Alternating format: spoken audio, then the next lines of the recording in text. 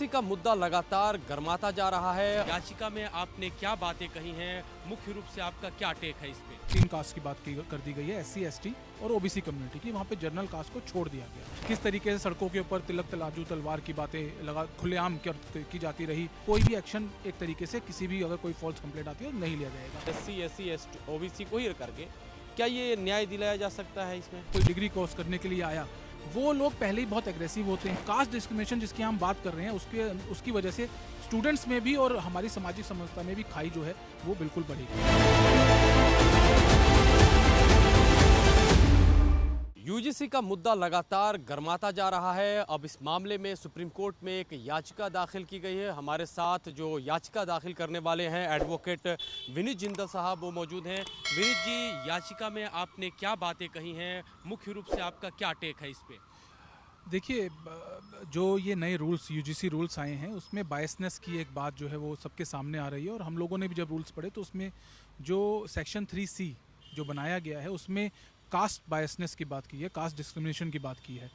तो caste discrimination में जब हम बात करते हैं तो वहाँ पे 3 कास्ट की बात कर दी गई है, SC ST और OBC कम्युनिटी की। वहाँ पे जनरल कास्ट को छोड़ दिया गया। इसी एक्ट के अंदर, इसी रूल्स के अंदर सेक्शन 3B भी है और सेक्शन 3E भी है, जिसके अंदर एक कंक्लूसिव जो स्टूडेंट्स हैं उनकी बात की गई है। उसमें ये बात की गई है कि जो स्टेक होल्डर्स हैं, जो स्टूडेंट्स हैं या जो काम करने वाले, सबके लिए वहाँ पे रूल रेगुलेशंस की बात की गई, सब कुछ बात की गई। तो जब वहाँ पे पहले बात कर दी गई थी तो हमें ये लगता है कि यहाँ सेक्शन 3C की ज़रूरत नहीं थी। लेकिन आपने स्पेसिफिकली 3 SC ST और OBC कम्युनिटी की बात कर दी, तो वहाँ पे आपने जनरल क्लास को अलग कर दिया। तो कास्ट डिस्क्रिमिनेशन जहाँ पे आपने बात की, इसका मतलब आप ये मानते हैं कि जनरल क्लास का कास्ट डिस्क्रिमिनेशन नहीं होता, जो कि गलत है। जनरल क्लास का भी कास्ट डिस्क्रिमिनेशन होता है। और हम सब लोगों ने देखा किस तरीके से सड़कों के ऊपर तिलक तराजू तलवार की बातें लगा खुलेआम की जाती रही। JNU के अंदर किस तरीके के नारे लगाए गए, अशोका यूनिवर्सिटी में किस तरीके की बातें कर दी गई, नारे लगाए गए। तो ये कास्ट डिस्क्रिमिनेशन जनरल क्लास के अगेंस्ट भी है। तो हमारी मांग ये है कि उस सेक्शन को या तो हटा दिया जाए या फिर उसको अमेंड किया जाए और वहाँ पे जनरल क्लास को भी, जनरल स्टूडेंट्स को भी वहाँ पे ऐड किया जाए। दूसरी बात आती है जो शिकायत दर्ज करने को लेकर है। शिकायत दर्ज करने के बाद और उसकी इन्वेस्टिगेशन के बाद अगर कोई शिकायत गलत पाई जाती है तो वहाँ पे उस स्टूडेंट के खिलाफ या उस स्टेक होल्डर के खिलाफ क्या एक्शन लिया जाएगा, इसके ऊपर एक्ट जो है वो साइलेंट है। पहले यहाँ प्रोविज़न था एक्शन लेने का, लेकिन अब वो हटा दिया गया है और वहाँ पे कोई भी एक्शन एक तरीके से किसी भी अगर कोई फॉल्स कंप्लेंट आती है तो नहीं लिया जाएगा। यहाँ पे मैं आपको रेफरेंस देना चाहूँगा NCBC के डाटा का। राजस्थान के अंदर SC ST एक्ट के तहत जो शिकायतें दर्ज होती हैं उनमें 50% शिकायतें ऐसी हैं जिनके अंदर या तो वो झूठी पाई जाती हैं या फिर कोई सबूत नहीं मिलता। इस तरीके की चीज़ें हमारे देश में पहले से हमारे सामने, और यहाँ पे कहीं ना कहीं हम यूनिवर्सिटीज़ के अंदर इस तरीके का रूल्स रेगुलेशन लागू करके वहाँ पे स्टूडेंट्स को बांट रहे हैं। और मुझे लगता है कि इसके ऊपर और इसको ठीक और करेक्ट करने की ज़रूरत है। उसी को लेकर ये पूरी याचिका जो है वो दायर। मैं बातें आपकी समझा, आपने अपनी याचिका में जो कमेटी है उसमें भी जनरल जो कास्ट के लोग हैं उनका रिप्रेजेंटेशन मांग रहे हैं। साथ ही साथ अगर कोई इस तरह के आरोप लगते हैं तो उसका जो अगर कोई फर्जी आरोप साबित होता है तो उसमें भी प्रावधान हो कि उनके खिलाफ कार्रवाई की जाए। ये 2 मुख्य बिंदु हैं। एक और चीज़ समझना चाह रहा हूँ, UGC की तरफ से ये दलील दी गई है कि चूँकि 2019 और 20 के दौरान जो है तकरीबन जो है कई सारे मामले आए और उसके बाद जो है तकरीबन 183% की बढ़ोतरी हुई है, ख़ासतौर पे जो ST SC और OBC छात्रों को लेकर के।